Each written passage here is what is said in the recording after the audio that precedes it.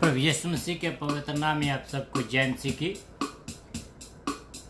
परमेश्वर का धन्यवाद करता हूँ कि खुदावंद ने फिर एक बार हमें अपने पास आने का मौका दिया, और मैं पूरी उम्मीद के साथ और पूरे विश्वास के साथ ये बात कहना चाहता हूँ आप सबको कि आज खुदावंद आपके साथ बातचीत करने वाला है, और आज खुदावंद बहुत है कि आपको बरकत देने वाला है। तो इसलिए भय ध्यान से सुनिए और साथ लगे रहिए। और अगर कोई सुझाव हो या प्रार्थना के विषय हो तो भी आप हमें जरूर बताइएगा। तो आइए हम अपने सिर को झुकाएं, आज की आराधना का आगाज़ करें प्रार्थना के साथ। और मेरे साथ प्रार्थना में बने रहिएगा। मैं आपको बार बार ये कह रहा हूँ कि खुदा आज आपको बहुत बरकत देने वाला है। आइए हम अपने सिर को झुकाएं और दुआ में जाएं। अनुग्रह का स्वर्गीय परमेश्वर, तेरा धन्यवाद करता हूँ आज के सुंदर अवसर के लिए जो तूने हमें दिया है कि हम तेरी आराधना, तेरी स्तुति, तेरी प्रशंसा करें और तेरे नाम को ऊंचा करें। तो भला परमेश्वर, स्तुति के योग्य परमेश्वर हैं, और तेरा धन्यवाद करता हूँ प्रभु जी, क्योंकि तू अपने लोगों को बचाता है, अपने लोगों को बरकत दे देता है। आज पिता परमेश्वर तो अपने इस बंदे के मुंह से प्रभु जी अपने लोगों से बातचीत कीजिए, जिससे पिता परमेश्वर तेरे लोग आशीष पाए और तेरे लोग प्रभु जी महिमा पाए। पिता परमेश्वर तो हर एक को अपने हाथों में ले, हर एक सुनने वालों को जो इस समय सुन रहे हैं या जो प्रभु जी बाद में सुनेंगे, हर एक के ऊपर तेरा अनुग्रह वाला हाथ हो। पिता परमेश्वर मैं तेरा धन्यवाद करता हूँ इन सांस के लिए जो तूने आज हमें दिए हैं। धन्यवाद करता हूँ पिता परमेश्वर जो तूने हमें अपने प्रोटेक्शन दी है। धन्यवाद करता हूँ कि तूने अपने लहू से हमें धोया है। धन्यवाद करता हूँ कि तूने हमें हमारे गुनाहों से हमें माफ़ किया है। धन्यवाद करता हूँ पिता परमेश्वर तेरे आशीषों के लिए, तेरी बरकतों के लिए जो तूने आज हमें दी है। दिन भर संभाल कर रखा, इसलिए तेरा धन्यवाद करता हूँ। ईश्वर जी प्रार्थना को सुन, कबूल का प्रार्थना यीशु मसीह के नाम से मांगता हूँ, आमीन।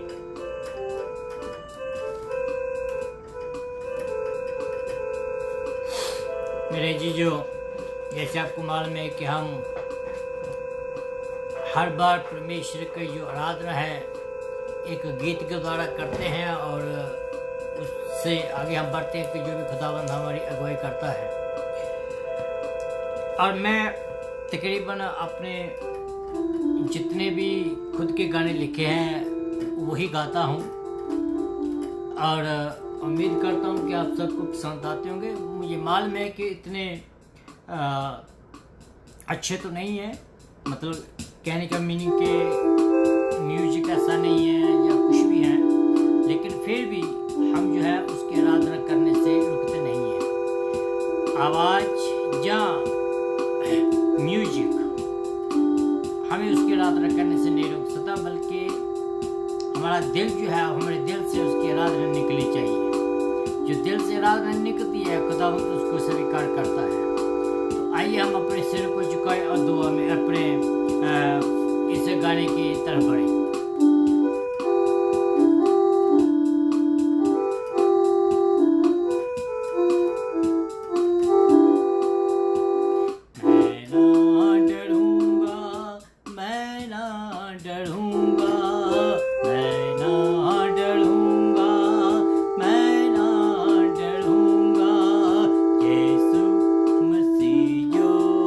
साथ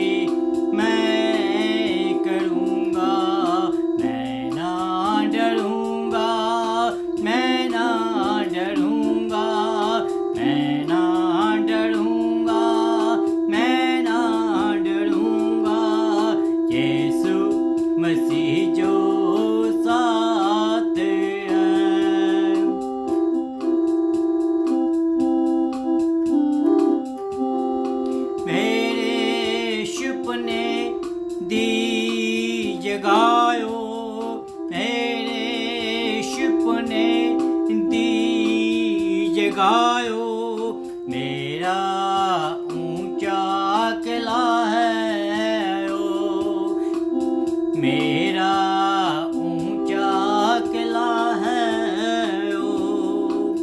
वादा जो उसने मुझसे किया है, वादा जो उसने मुझसे किया है, साथ न मैं तेरा छोड़ूं,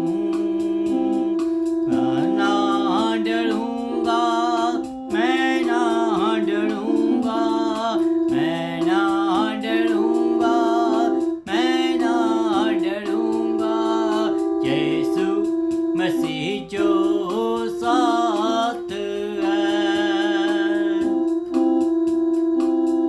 चाहे हो काले आज की रात, चाहे हो काली आज की रात, कल तो अच्छा सुबह होगा, कल तो अच्छा सुबह होगा। जीवन देने वाला मसीहा, जीवन देने वाला मसीहा, मेरा पवित्र ओ है खुदा। मैं ना डरूंगा, मैं ना डरूंगा, मैं ना डरूंगा, मैं ना डरूंगा।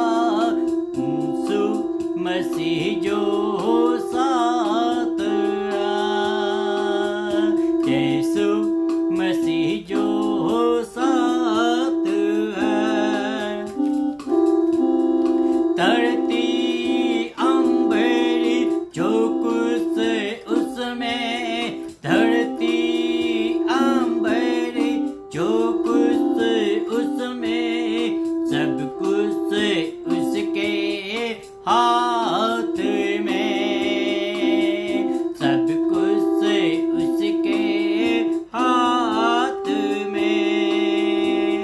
रख भरोसा मेरे तुझने से, रख भरोसा मेरे तुझने से, अपना साया मैं तेरे रखूंगा, अपना मैं साया तेरे रखूंगा।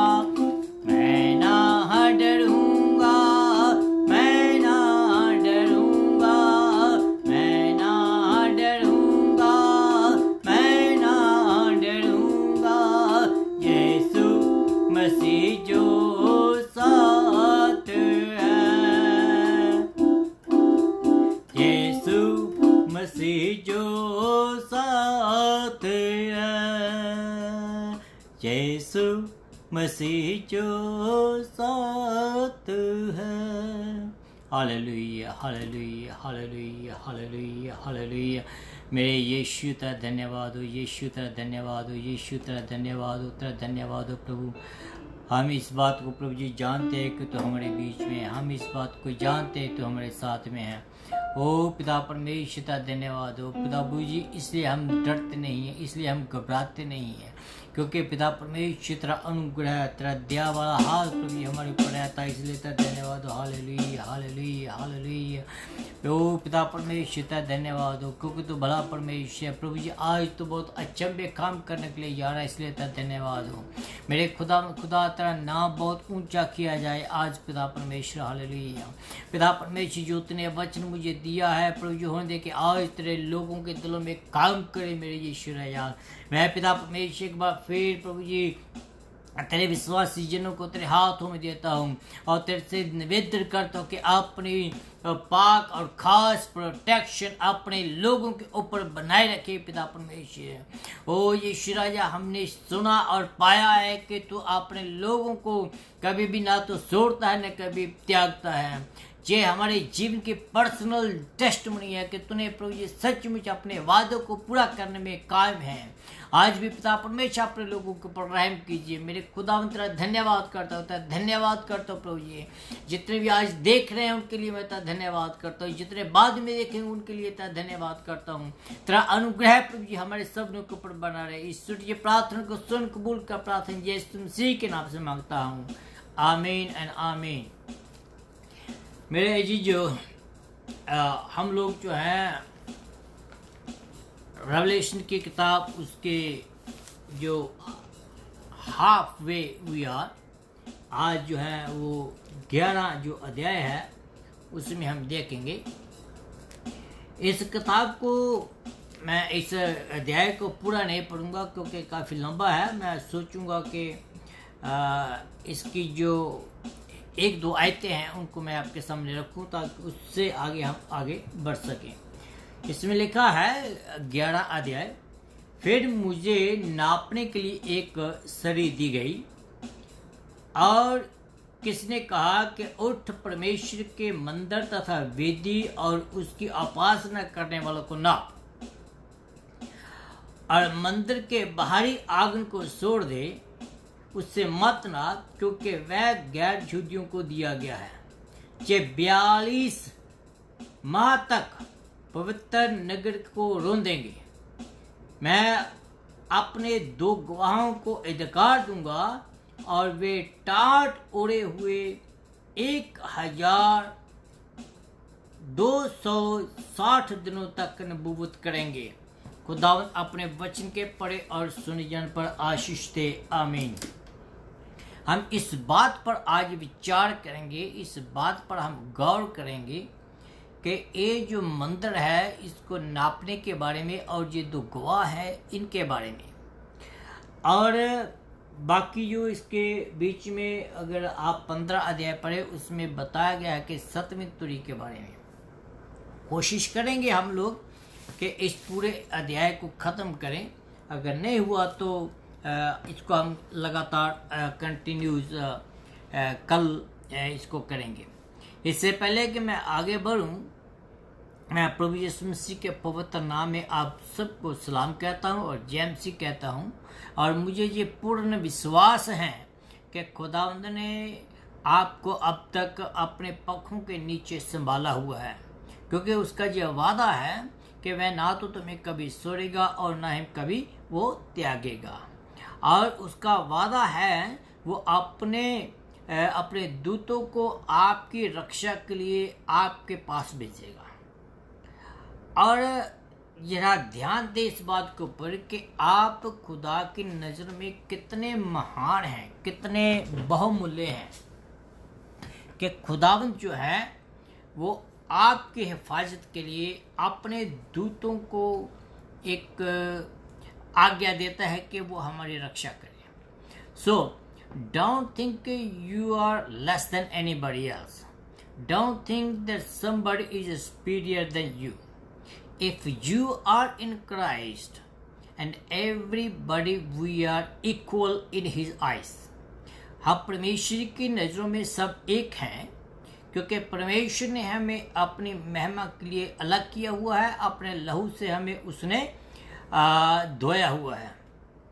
तो इस बात को हम जारी रखते हुए, जैसे आपको मालूम है कि हम लोग प्रकाश से वाक्य की उसकी जो प्रकाश की पोथी है उसमें है, और आज का जो सब्जेक्ट है इसको थोड़ा ज़्यादा डिफ़िकल्ट है कि इसको हम अनुवाद करें, क्योंकि इसके बीच में काफ़ी ट्विस्ट वगैरह आते हैं।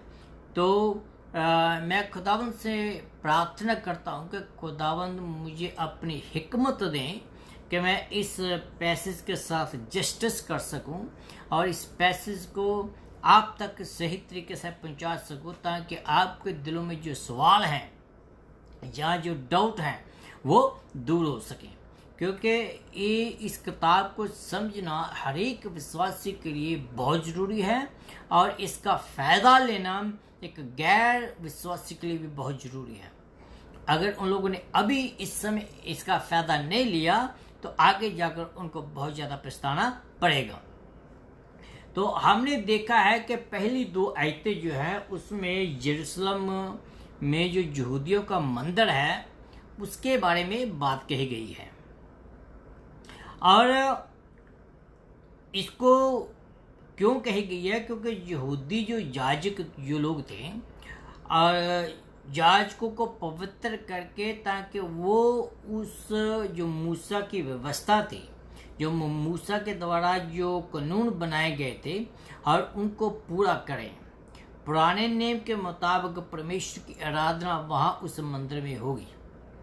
ओके, जो यूहन्ना की गवाही है, यूहन्ना के बारे में जो विजन है, उसको हम देखते हुए खुदा ने हमको इस पृथ्वी पर इसलिए भेजा है कि हम उसकी गवाही दें।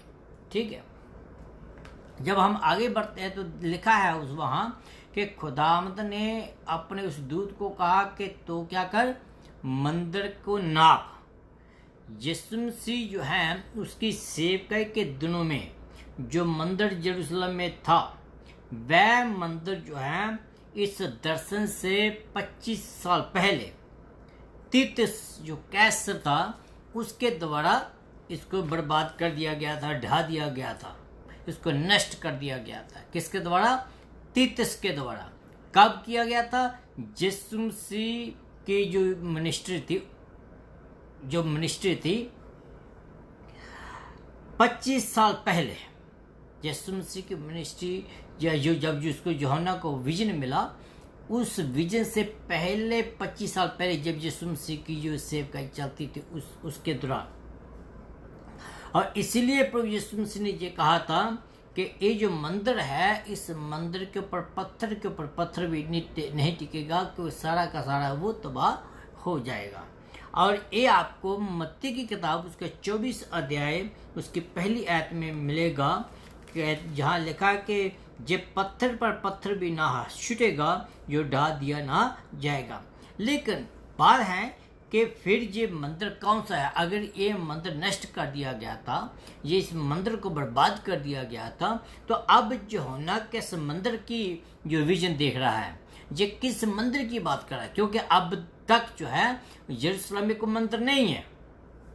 तो जब तक मंदिर नहीं है वहाँ, तो फिर ये यूहन्ना किस बात के मंदिर की बात करता है? आपको शायद मालूम है कि जैसे मैंने पहले कहा कि वहाँ कोई अभी तक मंदिर नहीं है, बल्कि हाँ, यरूशलेम का जो मंदिर है जो पर्वत पर था, वह पर्वत पर उसको कहा जाता है कि पर्वत मंदिर, एक बहुत ऊंचा पर्वत है, वहाँ एक मंदिर था। लेकिन उस मंदिर में क्या था? कोई उस पर्वत पर कोई मंदिर नहीं था, बल्कि उस पर्वत पर अभी भी 2 गैर यहूदियों की मस्जिदें हैं। गैर यहूदी की मस्जिद, अभी मैं जिसको हम कहें गैर यहूदी की बात करते तो हम कहें कि मुस्लिम मस्जिद वहाँ पाई जाती है। ये दोनों मस्जिद जो थी 685 और 691 के बीच में अरब कालिफ एक आदमी था, और एबल एल मलिक, इनके द्वारा ये मस्जिदें बनाई गई थी। आज बहुत ही वो सुंदर जगह है और यात्रियों के लिए बहुत मन भावनी जगह है। बहुत लोग वहाँ जाते हैं और बहुत लोगों के लिए एक आकर्षण का कारण है वो। और यहूदी इस स्थान को मंदिर का स्थान मानते हैं, यहूदी जो है। लेकिन और कहानी और कुछ और ही है। लेकिन हाल ही में एक आदमी, एक साइंटिस्ट, एक इंजीनियर जिसको हम कहते हैं, उसका नाम है असर कॉफमैन, जिसने क्या किया कि जो एक यहूदी इंजीनियर है ने मंदिर की सही जगह का पता लगाया है। उसने अपने विज्ञान से और जिस भी तरीके से उस जो मंदिर है उस मंदिर का सही पता लगाया है। मैं ये कहना चाहता हूँ कि मंदिर के निर्माण की तैयारी जो हो चुकी है, हम सब जानते हैं कि यरूशलेम में एक नया और मंदिर बनेगा, और वो मंदिर जो है उसके निर्माण की तैयारी बिल्कुल हो चुकी है और वो जल्दी ही बन जाएगा। और जब वो बनेगा तब आगे बताऊंगा कि उस मंदिर में क्या क्या होने वाला है। ठीक है। और उस मंदिर के समय समय पर एक मंदिर जो जेरूसलम में रहेगा, थिस्सलुनीकियों की किताब उसको 2 अध्याय 34 आयत और दानियेल की किताब उसका 9 अध्याय 27 आयत में हम पढ़ते हैं। और कहा गया कि ये जो मंदिर जो बात कीजिए, अभी इस मंदिर की बात हो रही है। ये जो मंदिर जहाँ बताए गए हैं, इस मंदिर की बात हो रही है। और इस मंदिर के बारे में जो बनेगा, ओके, जो थिस्सलुनीकियों की किताब में बताया गया है, जो दानियेल की किताब में बताया गया है, ये जो मंदिर बनेगा उस मंदिर को ही नापने के लिए कहा गया है। वो मंदिर नहीं जो कि पहले था, जो यीशु मसीह की सेव करके पहले जो ढा दिया गया था, जिसके बारे में यीशु मसीह ने जो नबूवत की थी, यहाँ वो नहीं कि जो यूहन्ना जो विजन देख रहा था, नहीं, वो मंदिर जो है ये जो अभी बनेगा, इस मंदिर की बात यहाँ यूहन्ना कर रहा है। और वहां क्या है, उस मंदिर और वेदी और भजन करने वालों को नापने के लिए कहा गया। किस तीन बातों को कहा गया, एक मंदिर को, दूसरा वेदी को, तीसरा लोगों को जो वहां उपासना करेंगे। 3 चीजों को नापने के लिए कहा गया है। लेकिन परमेश्वर का ध्यान, उसका भजन करने वाले, उसकी आराधना करने वाले, या परमेश्वर का जो खास आंखें हैं, बाइबल में लिखा है कि उसकी आंखें, परमेश्वर की आंखें अपने लोगों पर लगातार लगी रहती है। तो परमेश्वर जो है, उनकी आंखें अभी भी इस मंदिर में जो भजन करने वाले हैं उनके ऊपर लगी हुई है। वो क्यों लगी हुई है? क्योंकि परमेश्वर इन लोगों को बचाने वाला है। मैं आगे जाकर बताऊंगा कि ये लोग कौन हैं जिनके बारे में परमेश्वर कहा कि इन लोगों को तो इन लोगों की मिन्नती कर। और क्यों कहा गया है कि इन लोगों की मिन्नती कर? फिर आगे जाकर हम देखते हैं क्या है कि लेकिन मंदिर के बाहर का जो आंगन है उसे छोड़ दे। उसको छोड़ देने के लिए कहा गया कि कहता है कि इसको तू ना इस मंदिर का आंगन और पवित्र नगर जेरूसलम में है, और 42 महीने अर्थात 3.5 साल तक अन्य जातियों के पांव के नीचे वो रौंदा जाएगा। ये जो जगह है, जो जगह बताई गई कि जिसको नाप, ये किसके लिए है? और गैर यहूदियों के लिए है। गैर यहूदी क्या करेंगे? और वो अपने पांव के नीचे इस जगह को रौंदेंगे। Meaning they will disrespect. How long? 3.5 साल तक। 3.5 साल तक ये लोग इस मंदिर की डिसरिस्पेक्ट करेंगे, इस मंदिर की बेइज्जती करेंगे, इस मंदिर को तुच्छ जानेंगे। फिर पहले हमने जो दानियेल की किताब में देखा था, वहां देखा था 17वें हफ्ते के बारे में सीखा था, जो 7 साल का समय था। और उसके जो पहले 3.5 साल जो है, 30 साल तक मसीह विरोधी क्या होगा? इस्राएलियों के साथ खड़ा होगा। अब मैं ट्रबल्यूशन की बात कर रहा हूं। ट्रबल्यूशन जब स्टार्ट होगा और वो 3.5 साल तक यहूदियों के साथ बहुत प्यार मोहब्बत से रहेगा, बहुत पूरी दुनिया में वो शांति प्रदान करेगा, पूरी दुनिया को कहेगा कि हाँ भाई तुम लोग जो है सब एक साथ मिलकर रहें। और वो हकीकत में पूरी दुनिया में शांति, अमन, चैन बना के रखेगा। और वो इन 3 सालों में अपनी ग्राउंड वो बनाएगा, ठीक है। और फिर जो है आगे जाके लिखा है, वो बड़े अच्छे तरीके से कहेगा। लेकिन जो पिछले 3.5 साल है, और यहूदियों को असल में उन दिनों में पता चलेगा कि ये जो जिसके बारे में हम इंतजार कर रहे हैं, जो सच्चा मसीहा जिसके बारे में हम बात कर रहे हैं, ये तो वो नहीं है। क्योंकि ये जो आदमी है, जो मसीह विरोधी है, ये ऐसे कहेगा कि ऐसे लगेगा, ऐसे एक्ट करेगा कि जैसे वो सचमुच में मसीहा है, जिस मसीहा की यहूदी इंतजार कर रहे हैं उनको लगेगा ये वही ही है। तो जब वो अपना पूरा ईमान, जब इसराइल जो लोग हैं उस पर पूरा ईमान ले आएंगे या उनको पूरा उनके ऊपर भरोसा हो जाएगा, तो आखिरी 3.5 साल में उनको पता चलेगा कि भाई ये क्या हो रहा है।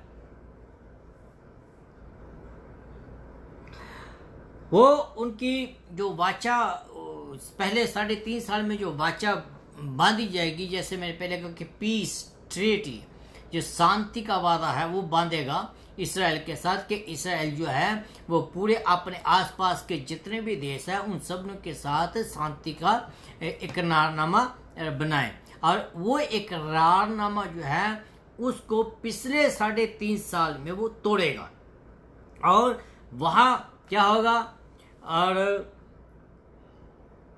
तोड़कर उस मंदिर को अशुद्ध करेगा। ठीक है। फिर बलि दूत, आगे लिखा है, बलि दूत मंदिर को नापने की आज्ञा देने के बाद क्या होता है, ये कहता है कि मैं अपने 2 गवाहों को भेजूंगा। अब जो मंदिर को नापने की बात है, जहाँ जो मसीह विरोधी के प्रगट होने की बात है, जहाँ जो मसीह को रोंदने की बात है, जहाँ जो मंदिर का निर्माण है उसकी बात है, इसके बाद वो कहता है कि मैं अब क्या करूँगा कि मैं अपने 2 गवाहों को भेजूंगा। जहाँ मैंने पढ़ा था कि 2 गवाहों के बारे में, कि ये 2 गवाह है कौन और एक कहाँ से आए। कहता है कि मैं उनको गवाही देने का अधिकार दूंगा, और क्या करेंगे, वो टाट ओढ़कर 1260 दिन तक भविष्यवाणी करेंगे। 1260 days they are going to prophesy. Where? In Jerusalem. Why? Because God had commanded them. And आगे जाकर देखेंगे ये 2 है कौन।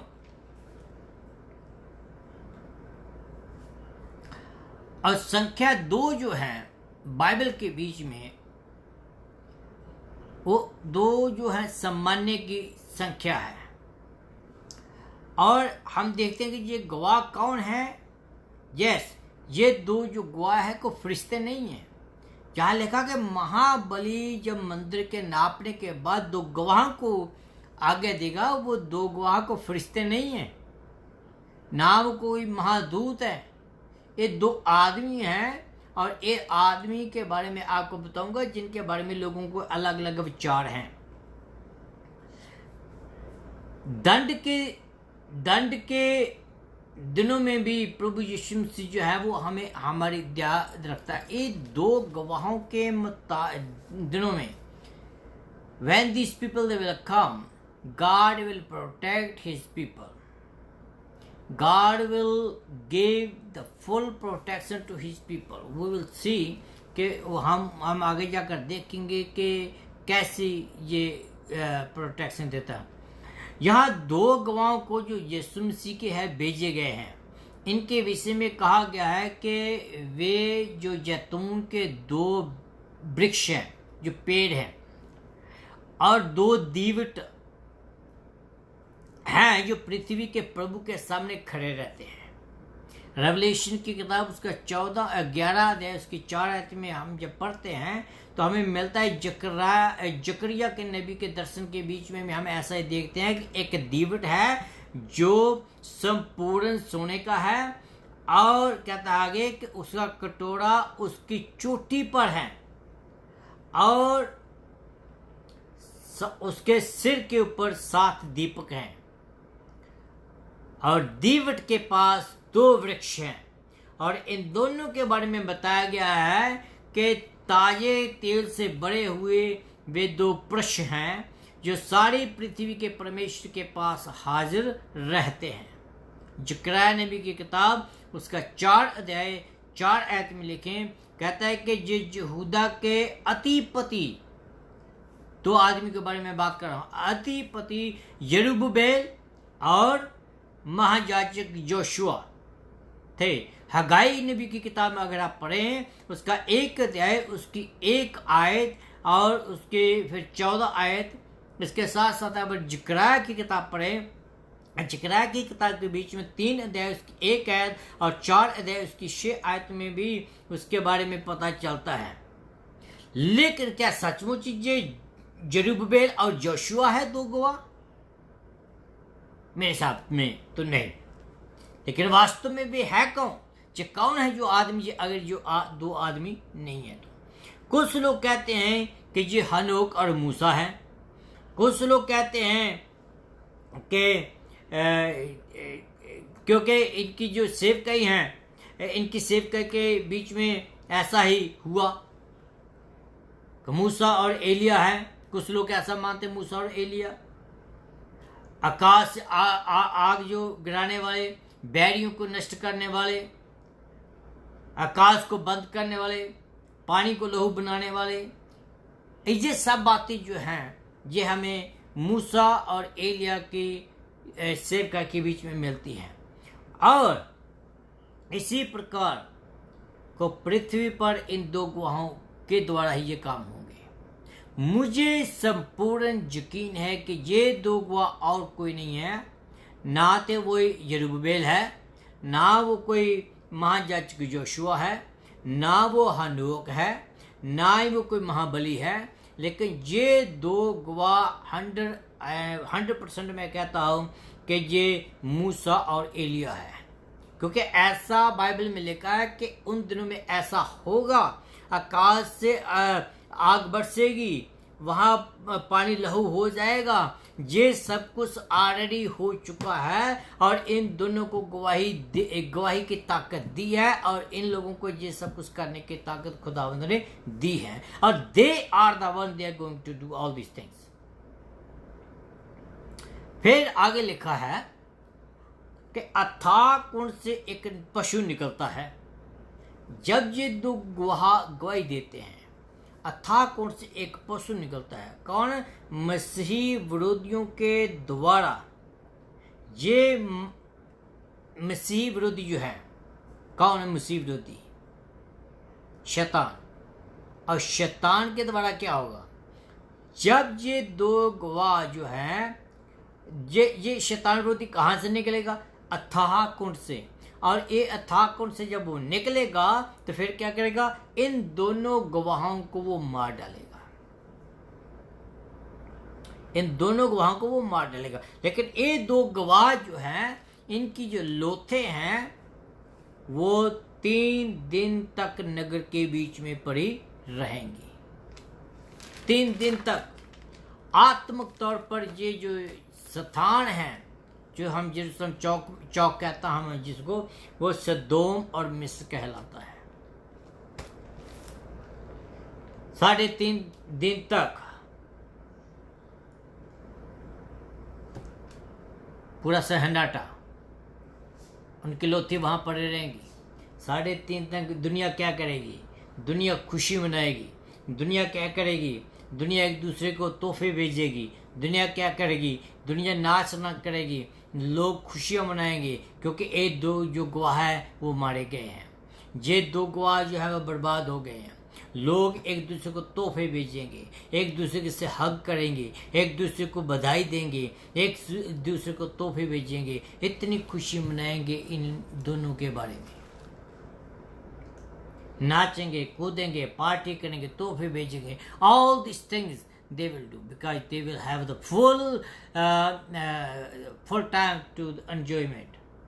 लेकिन 3.5 दिन के बाद इन बैरियों के देखते देखते, इन लोगों के सामने देखते देखते, जो लोग तोहफे भेज रहे हैं, जो लोग नाच कर रहे हैं, इनको देखते देखते खुदावंद जो है इन दोनों गवाहों को बदल पर से सवार होकर वो ऊपर उठा लिए जाएंगे।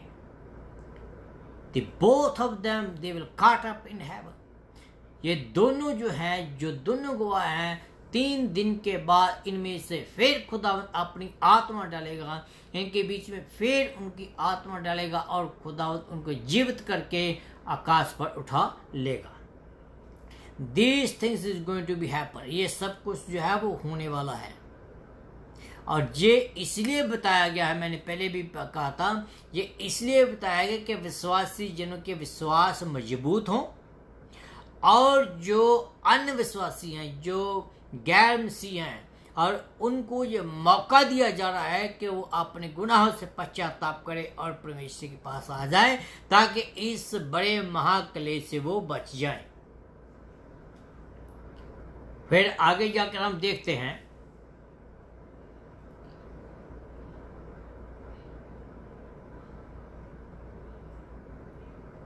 इनसे हम कुछ आत्मिक बातें जो हैं वो सीखते हैं कि इससे हमें आत्मिक क्या मिलता है, हम क्या सीखते हैं आत्मिक तौर पर। पहली बात जो मैं आपको ये बताना चाहता हूं कि ये लोगों को कोई हानि नहीं पहुंचा सकता। क्यों? क्योंकि वह मसीह के द्वारा सुरक्षित है। In the tribulation time, first of all the church will be caught up. Church जो है ट्रिब्यूलेशन में नहीं जाएगी, लेकिन इस ट्रिब्यूलेशन के टाइम पर जो मसीह पर विश्वास करेंगे, बाइबल में लिखा है, वो मरते मरते बचा लिए जाएंगे। प्रभु की गवाही जो है, प्रभु की गवाही देना हमारे लिए एक सौभाग्य की बात है। नॉट एवरीबडी कैन टेस्टिफाई, हर कोई जो है वो गवाही नहीं दे सकता, लेकिन जो दे सकते हैं उनके लिए एक सौभाग्य की बात है। They are chosen for that particular purpose. मैं आपको एक बात बताता हूं, मैं अभी पूरा दिन काम करके 7:45 पर घर पहुंचा हूं। चाय मेरी वहां कप पर पड़ी हुई है, चाय तक नहीं पी, और आते ही आकर मैं इस संदेश को देना शुरू कर दिया। वाई? कि जो आग दिल में लगी हुई है, जो गवाही देने की सौभाग्य मुझे मिला है, I don't want to miss it. मैं इसको खोना नहीं चाहता हूं। मैं हर एक समय, हर एक पल, हर एक घड़ी जो परमेश्वर ने मुझे दी है कि उसकी महिमा करूं, और मैं उसको खोना नहीं चाहता हूं। I want to take advantage of it. मैं उसका फायदा लेना चाहता हूं जो परमेश्वर ने मुझे वो टाइम दिया है। It is a privilege for God's people to testify his holy name.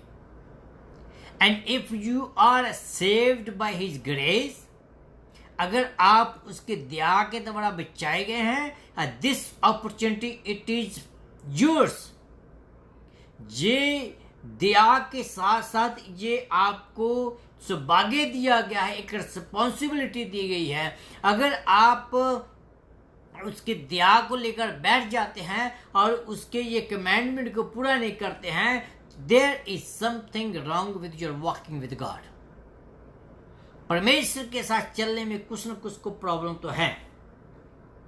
फिर दूसरी बात, एक शक्ति का अधिकार है। कहता है कि मैं अपने 2 गवाहों को ये अधिकार दूंगा। परमेश्वर आज भी हमें अधिकार और शक्ति देता है कि हम उसके गवाह बने।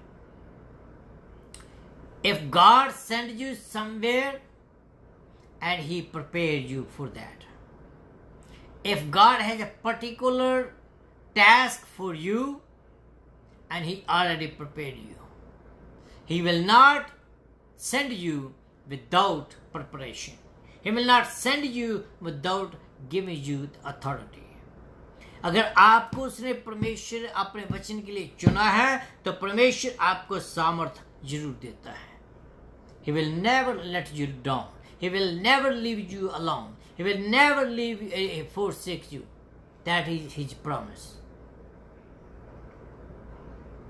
और इसके साथ साथ साक्षी के बीच में क्लेश भी है। लिखा के संसार ने इन दोनों गवाहों से घृणा की और इनको सताया, लेकिन उनकी गवाही को वो रोक नहीं पाए। That's true. वो खुशी क्यों मना रहे थे? क्यों एक दूसरे को तोहफे भेज रहे थे? वो क्यों नाच रंग कर रहे थे? क्यों पार्टी कर रहे थे इनकी डेथ के ऊपर? वाई?